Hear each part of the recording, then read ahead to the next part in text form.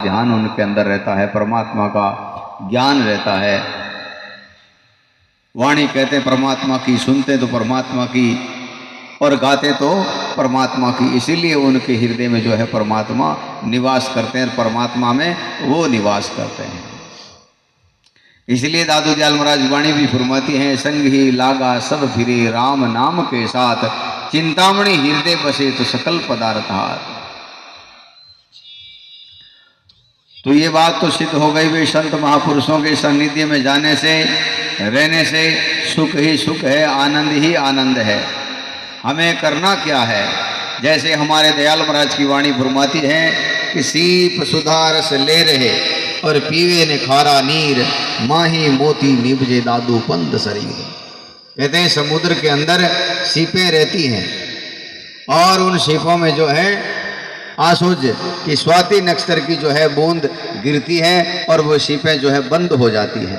खारे पानी में रहती है लेकिन खारे पानी को स्पर्श नहीं करती, उनको ग्रहण नहीं करती और उनमें जो है अनमोल मोती पैदा होते हैं। तो हमें संसार से सदगुरु दादू दयाल महाराज की वाणी से यही संदेश मिलता है कि संसार जो है बुराइयों का सागर है। जितनी भी बुराई है, जितनी भी गंदगी है, विषय विकार सब कुछ हैं, लेकिन हम अपने अंतःकरणों ये चीज़ों को धारण नहीं करेंगे तो हमारे लिए वो चीज़ नहीं है।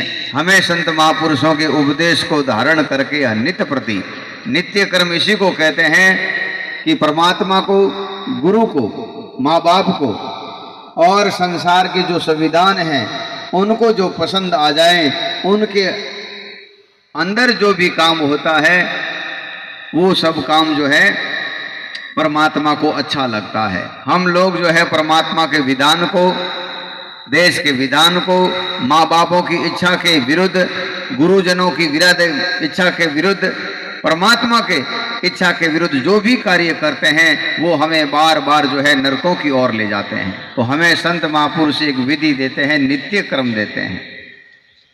हम लोग क्या करते हैं? निषेध कर्म करते हैं।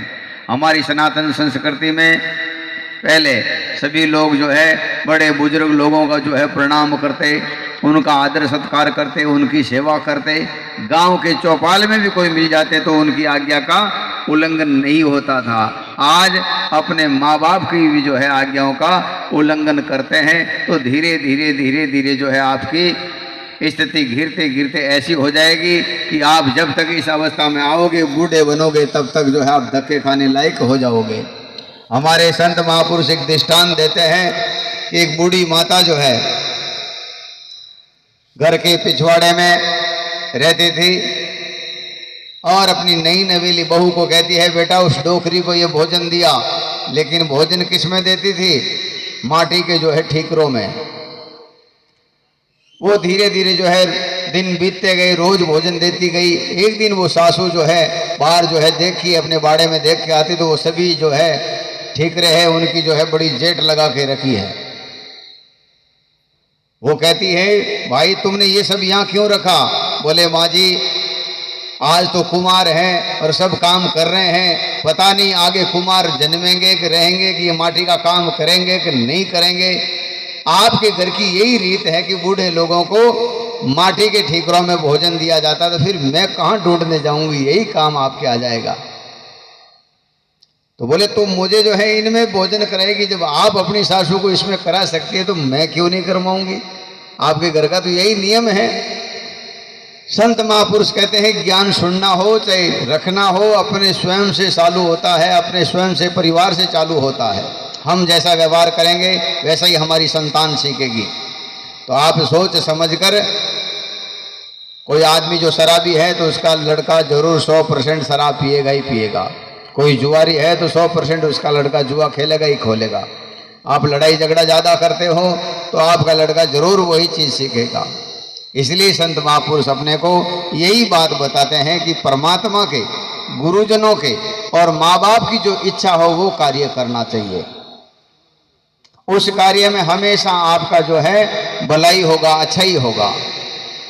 तो हमें संत महापुरुष इसी संसार में जीने का यही तरीका है कि हमारे माँ बाप, हमारे बूढ़े बुजुर्ग, हमारे जितने भी सगे संबंधी हैं उनको दुख नहीं हो वैसा काम करें। आज जगह जगह जो है बड़े बड़े एक्सीडेंट होते हैं, छोटे छोटे बच्चे जो है इस संसार से चले जाते हैं। और कोई कोई तो ऐसा होता है कि घर का एक ही होता, 5-10 भाइयों के बीच में एक होता है, वो भी चला जाता है। किस लिए? कि उसकी छोटी सी लापरवाही ने उसकी जिंदगी छीन ली और कितने ही लोगों को जो है दुखी कर दिया। तो आप घर से बाहर या घर के अंदर ऐसा व्यवहार में, ऐसे कार्यों में लिप्त रहें जिससे हमारे आसपास के लोग, जो हमारे से जुड़े हुए लोग हैं, वो दुखी ना हो। यही संत महापुरुष संसार में जीने का रास्ता बताते हैं, ऐसा ही विधान देते हैं। तो रविदास जी महाराज कहते हैं, माने जिन दिन संत मिल जाए वही दिन लेखा में, कहे रविदास संतों की महिमा, ये करिया कर्म कट जाए वही दिन लेखा में।